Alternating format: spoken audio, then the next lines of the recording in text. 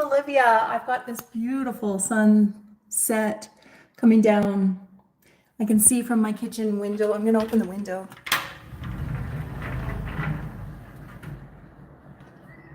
So if you guys have been following me, you know that I am in my Airbnb in Bolivia here. I'm loving it.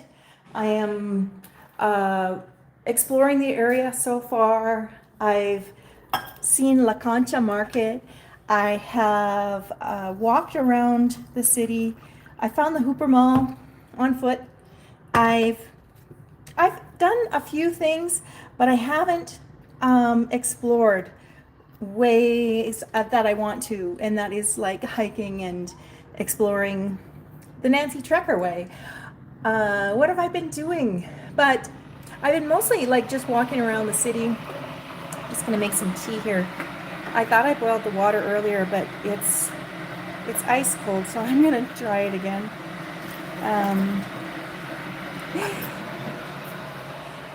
Anyhow, so what have I been doing in my time in Bolivia? I've been here for a week now, 1 week. I wasn't here last weekend, so just about a week. And no, just over a week, because I was here Monday and it's Wednesday now. I did endure the La Cancha market. I wanted to see that because I've heard it was a huge market. I've been told that it's really not safe to go there alone as a solo female, and that's why I wanted to do it. I just had to do it, and especially since the prices in my area, I would compare them very much to the prices in Canada. And so for me and my lifestyle, I would prefer to spend the money on travel and tours and adventures and park admissions and hiring guides to do Machu Picchu, bus tours, and seeing the sights. And so I like to save money on my groceries. So I have found that the grocery store in my neighborhood is quite similar to price you pay in Canada. And so that's why I toured La Cancha. And yes, I did find that the prices were very much different. Probably, I want to say a third, maybe even a quarter of the price that you would pay. Oh, I'm going to make my tea.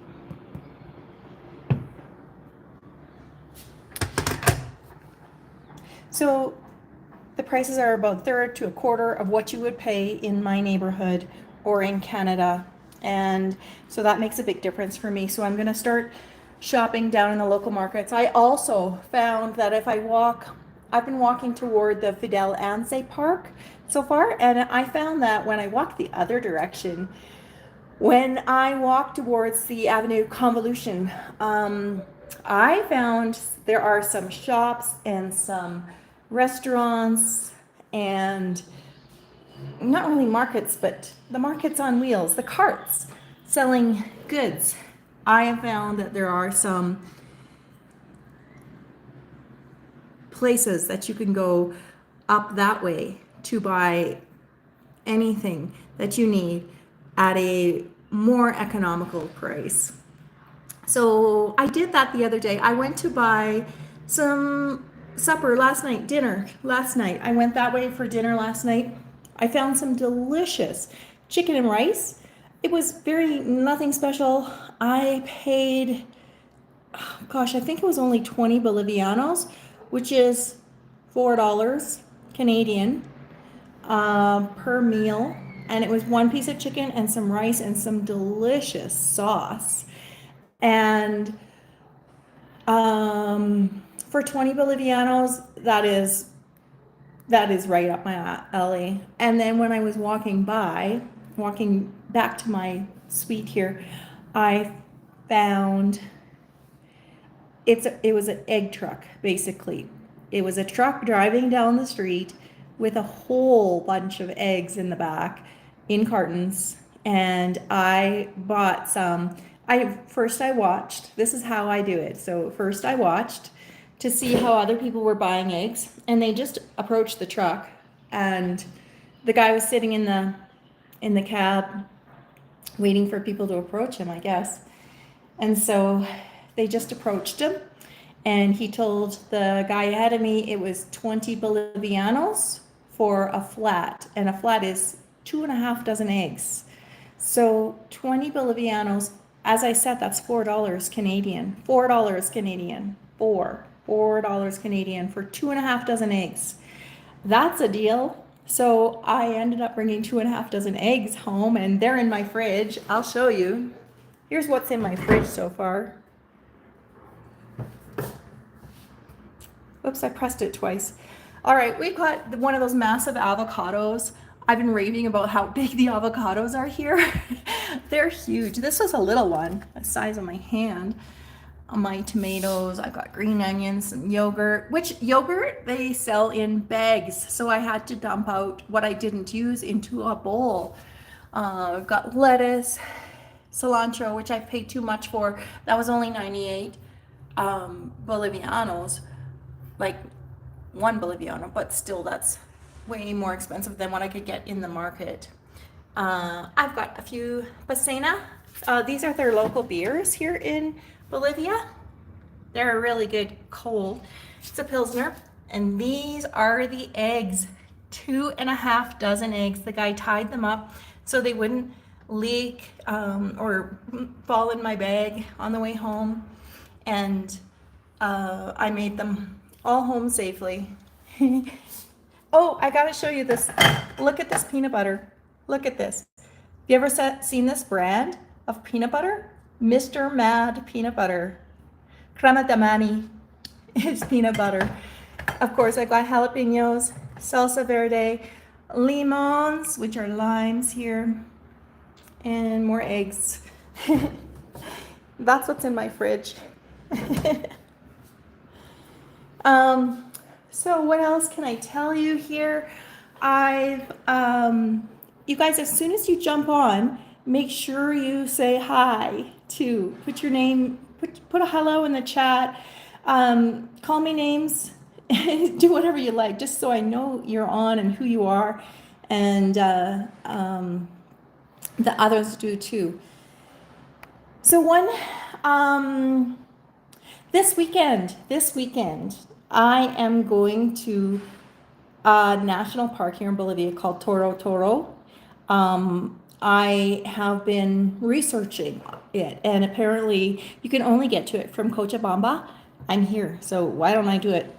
And it's preferable to do a 3 or 4 day stay in there, right up my alley. So I'm gonna stay.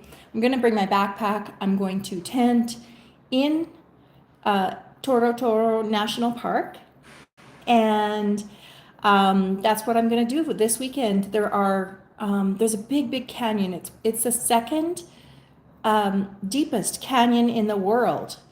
So I'm going to be exploring that. You can swim at the bottom in the pools. I'll bring my swimsuit. There's all sorts of hikes. There are dinosaur footprints, like real dinosaur footprints, that I can go see on the trails. I believe that you can only get into the park if you, how is it? You can only get into the park if you hire a guide.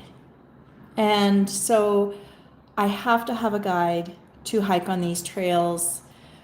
So I'm not sure what's going to happen at night, because my tent has room for one. I am not sleeping two in a tent, especially not in my tent. So I'm hoping that the guide leaves at night. I don't know what's going to happen. It really is a mystery to me. So I'll find that out. I'll let you know. What else am I going to be doing this weekend? There are the dinosaur footprints, the canyons, and there's a big day hike too. I don't think I wrote it down, but there's a big day hike, and so that's why it's going to take me 3-4 days to get through this park. I'm excited about that. It'll be my first camping experience in Bolivia.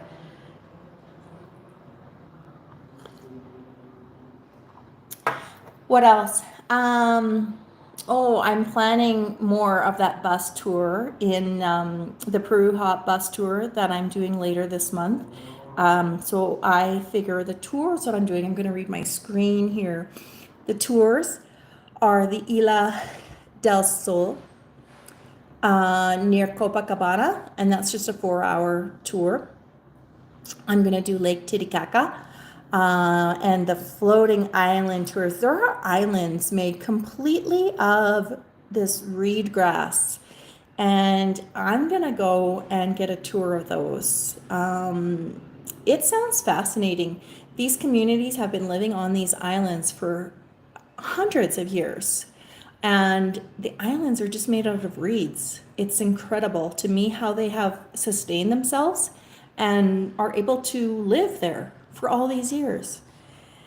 I'm going to go see Rainbow Mountain. Of course, I'm going to go see Rainbow Mountain. And I'll do Machu Picchu while I'm there. I'm going to do in Arequipa, I'm going to do overnight stay in the Colca Canyon, which is another really awesome trek. There are hot springs there, so I am definitely going to go check those out. There's a dune buggy trail or tour on the way in Huacachina. My son is going to be thrilled that I'm doing that. But yes, I'll do the dune buggy tour, and it's for you, Mac. and, there's a kayak tour. Now, this is for my mom. There's a kayak tour in Paracas, the wildlife preserve. You can kayak out to the islands of the Ballestas Islands. You can kayak out there. It's 7 kilometers approximately, and so I'm going to do that. And then after, when I end up in Lima, I have two choices. I could fly back to Cochabamba and continue daily life here, or if I have time, I could fly to Ecuador. And like I said, I met that person from Ecuador already. I have a connection there.